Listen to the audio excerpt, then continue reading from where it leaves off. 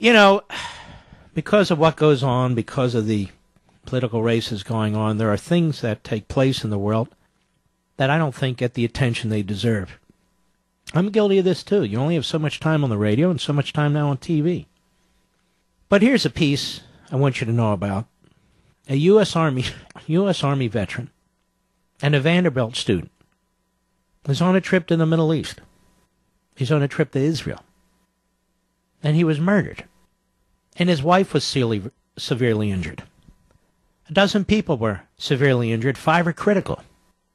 The American tourist killed in Tuesday's terror attack in Tel Aviv was identified as 29-year-old Taylor Force, a graduate student at Vanderbilt University, the school said in a statement. Force, a Lubbock, Texas native, was killed and at least 10 people were injured Tuesday evening when a Palestinian man carried out a stabbing spree in Jaffa. 5 of the injured were described as being in critical condition. The attack was the third of the day. Policemen were badly hurt in Jerusalem's shooting earlier. 40-year-old father of 5 was stabbed repeatedly. This is the new wave of terrorism going on here. Now, the American Force was a U.S. Army veteran. He graduated from West Point Military Academy in 2009. He served as a field artillery officer from 2009 to 2014 at Fort Hood. Force's wife was severely injured in the attack. It's with extreme sadness I write to inform you that Taylor Force, a student at our own Graduate School of Management, was fatally wounded March 8 in a stabbing while on an Owen School trip to Tel Aviv, Israel.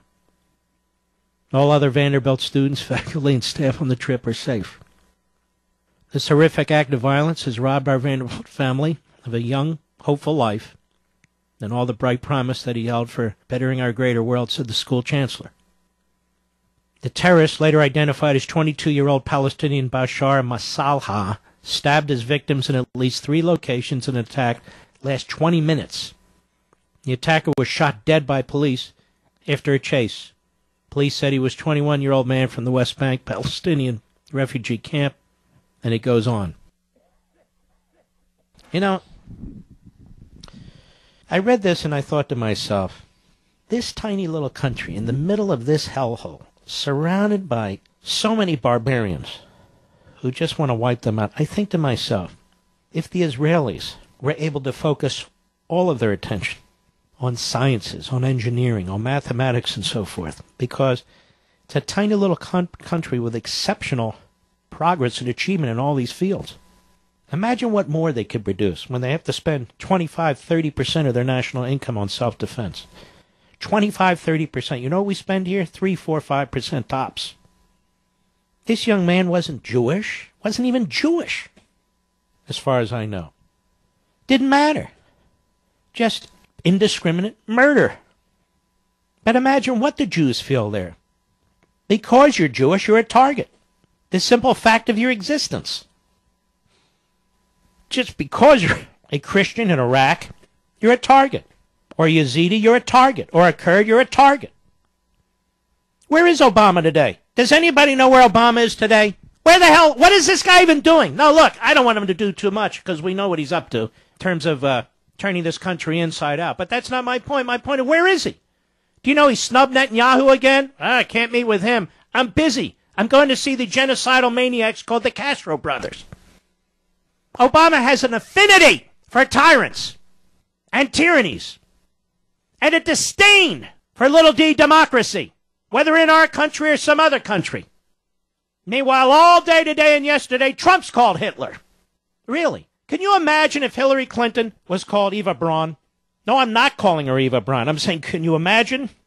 You would never hear the same media sources refer to Hillary Clinton as Eva Braun. But there's no price to pay if you call Donald Trump Hitler or Mussolini. None. You may disagree with him. I disagree with him to a great extent. But he's not Hitler or Mussolini, for God's sakes. President of the United States is absolutely silent. This was an American citizen who graduated from West Point, who served in the United States military with honor and distinction for half a decade. Not a word. But if he had claimed that he was a gay man and was discriminated against by some basketball team, he'd call him up on the phone. I can't wait for this administration to be brushed out of office. I can't wait. But let's not brush him out and then brush in Hillary. What a disaster that would be. What a complete disaster that would be. What a fraud she is. Absolute fraud.